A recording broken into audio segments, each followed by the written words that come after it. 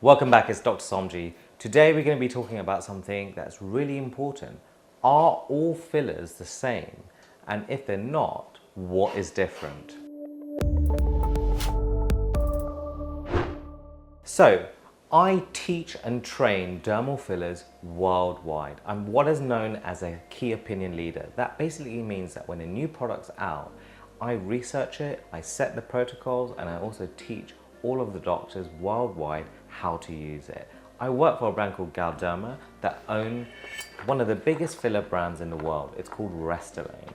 So it's very popular in the States, extremely popular in the UK, and it's probably got the longest safety rating. So they were the first dermal fillers on the market. So if I'm going to be treating patients, I tend to treat with Restylane because I know that there are hundreds and hundreds of studies talking about its great clinical safety, as well as that over a long period of time, which is really, really important. So let's talk about fillers. What's the difference between a filler called this, i.e. Restylane Kysse, compared to a filler called Restylane Lyft? So they do exactly what they say on the tin. This is for a lip filler, and this is to cause lifting, so to help lift the face. So really, filler is made up of something called hyaluronic acid, which is a molecule that attracts 1,000 times its weight in water. That can be really useful for areas such as the lip if you want a little bit more plumpness. But if you're injecting, for example, around the eye area, and you've seen it on YouTube, many viral videos talking about why you shouldn't be injecting filler underneath the eyes, it can cause puffiness. So we really want a molecule that is stable, so it doesn't attract too much water, especially if you're injecting around the cheek area. Now, what is the difference between a lifting product and a lip filler product?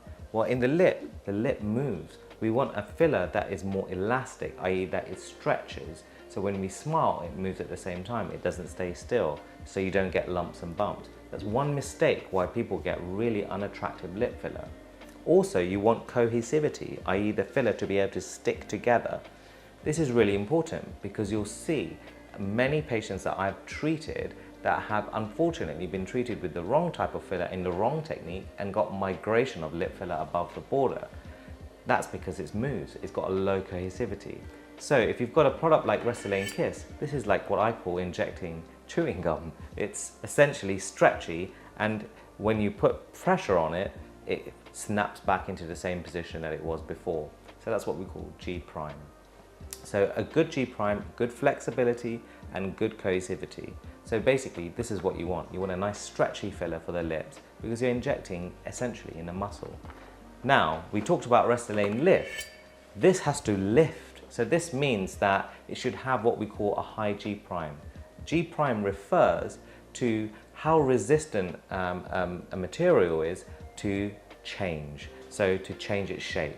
So if you're going to put pressure on, is this going to retain its shape?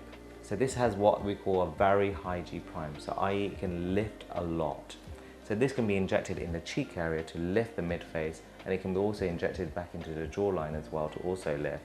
It's very good for precise points, i.e. lifting points, for example in the nose, to project the tip of the nose, as well as in the chin as well.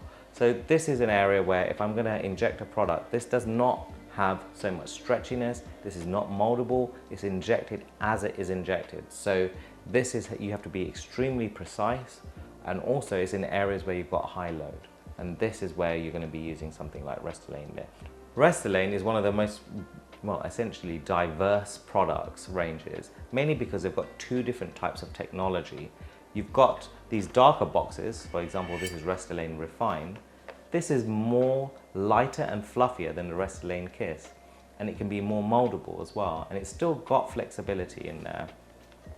Restylane Lyft, as we discussed, is a different type of technology. It's called NASHA technology, and this technology on the right is called OBT technology, so optimal balance technology. This is more stretchy, and it's designed for faces that, let's say, move a little bit more, or areas that move a little bit more.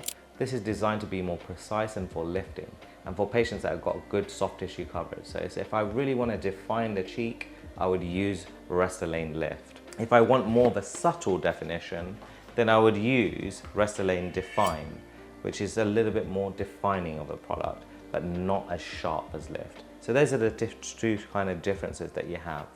let's actually look. This is the exciting bit, because I talked about fillers being stretchy, and this is a filler that's applied by Restylane. It's called Restylane Volume. This is a volumizing filler. It volumizes areas like the temple, the cheek, the chin area. But at the same time, yes, it does volumize, but it still has a degree of flexibility and elasticity. And before, with fillers, you were not able to do this, and I'll show you what you can do. So this is what you can do, and you can actually create a chain. Can you see that? And if I'm holding it there, this is the stretchiness that you can do, which is really, really cool. And if I'm going to put pressure on this, if you see, it's not changing too much. These are the products, these are the qualities of a very good product. So you create this mound, you're putting pressure on, you're trying to change it. Imagine you're moving in your face, you're sleeping on it, and people think, can fillers move? Well, look, I'm really messing about with this, and it's staying exactly the same. So your question is, do fillers move? Well, they can move, but look how much pressure I have to put on to make it move. So these newer fillers that are, let's say, a little bit more at the higher end of the market are a lot safer. And if you inject it in the right position with the right technique, then you can get a safe, effective treatment. So in summary, there are different fillers for different areas of the face. We can definitely do more videos, and if you want me to talk about anything more about fillers, a little bit more in depth, just let me know in the comments below.